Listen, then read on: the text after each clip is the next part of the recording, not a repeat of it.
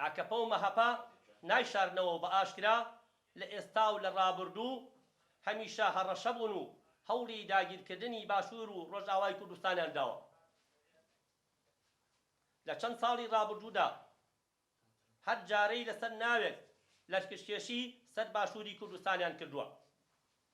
جیاواز لەوەش هەمیشە لە هەوڵی ئەوەدا بووە بزوتنەوە شۆڕژگێڕیەکەی بە تیرۆر بناسێنێت و زۆرێک لە وڵاتانی ناوچەکە و جیهانیش بەهۆی بەرژەوەندیە ئابووری و سیاسەکانیان هاوکاری دەوڵەتی تورکیایان کردووە و چەندین پیلانگێڕی ناوچەی و نێودەوڵەتی لەسەر گەلەکەمان بەڕێوەبراوە. هەندێک کات هەندێ لایەن و هێزی بەناو کوردیش بوونەتە جاش و سیخوڕ و هاوکاری دەوڵەتی تورکیایان کردووە.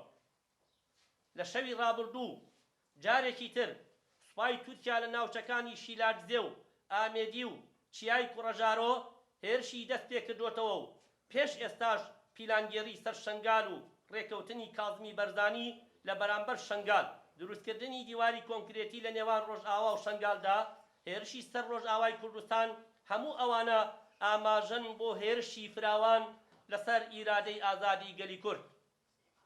ئێمە وەک تەبگەری ئازادی بە خوێندنەوە بۆ ئەو دۆخەی جیهان و ناوچەکە پێمان وایە پیلانگێڕیەکی گەورە لەسەر گەلی کورد بەڕێوە دەچێت و گەلەکەمان لە قۆناغێکی چارەنووسسازدایە.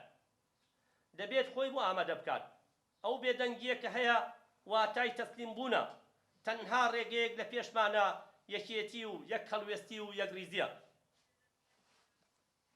بەڵام ئەو جارەش بنەماڵەی بەرزانی وەک نەریتی هەمیشەییان خۆیان و چەتەکانی ڕۆژ و پاژماوەکانی داعش بوونەتە هاوکاری دەوڵەتی تورکیا و ئەیانەوێت هێزی پارتەکەیان و ئەو پێگە و دەسەڵاتەی لە هەرێمی کوردستان و عێراق هەیانە بیخەنە خزمەتی دەوڵەتی تورکیا. سەردانەکانی سەرانی بەرزانی بۆ تورکیا و هاوکار لەگەڵ هێرشەکانی تورکیا ئەوە زیاتر ڕوون دەکەنەوە. ئەوەش جگەل لە خیانەت هیچ واتایەکی تری نییە. دیارە خیانەت لە دۆزی کورد لەلایەن بنەماڵەی بەرزانیەوە بە باڵایاندا بڕاوە و بۆتە مێژووی ئێستا و ڕابردوویان. مێژوو شاهیدی ئەوەیە لە هەر کاتێکدا بزوتنەوەی کوردی گەیشتۆتە ئاستی پێشکەوتن و نزیک بۆتەوە لە سەرکەوتن، ئەم بنەماڵەیە بوونەتە بەشێک لە پیلانگێڕی داگیرکەران دژ بە دۆزی ڕەوای گەلەکەمان لە هەر بەشێکی کوردستاندا. ئێمە پێمان وایە ئەگەر هێزێکی کوردی هاوکاریان نەکات هیچ کاتێک دەوڵەتی تورکیا سەرکەوتوو نابێت لە هێرشەکانیاندا. بۆ ئەوەش ئێمە وەک تەبگەری ئازادی بانگەوازی دەکەین لە تەواوی هێز و لایەنە کوردیەکان خاوەن هەڵوێز بن و بێدەنگی بشکێنن. پێویستە بەرەیەکی یەکگرتوو پێک بێنین لە بەرامبەر داگیرکاری و هێڵی خیانەت. بانگەوازی دەکەین لە تەواوی ئەو هێز و ئەو هێزەی بەناو پێشمەرگە کە بڕیاریان لە دەستی بنەماڵەی بەرزانیە کوڕی ئەم میلەتەن نەبن بە بەشێک لە هێرش و داگیرکاری. ئەرکی پێشمەرگەی ڕاستەقینە پاراستنی گەل و نیشتیمانە لە داگیرکەران، لولەی تفەنگەکانیان بکەنە دوژمن نەک خوشک و براکانیان.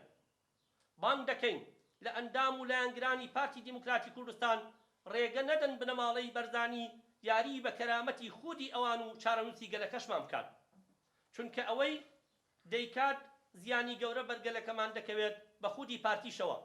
بانگەوازی دەکەین لەو لایەنانەی لە ناو پەرلەمان و حکومەتی هەرێمی کوردستان بەشدارن ڕێگیری بکەن لەوەی پارتی و بەرزانی تاکلایەنە بڕیار بدات لەسەر چارەنووسی هەرێمی کوردستان. ئەمە نەک تەنها حیزب و لایەنەکانی ناو حکومەت و پەرلەمان، بەڵکو تەواوی حیزب و لایەنەکان دەبێ خاوەن هەڵوێستێکی جددی بین بەرامبەر بۆ دۆزەی ڕوبەڕووی گەلەکەمان بۆتەوە.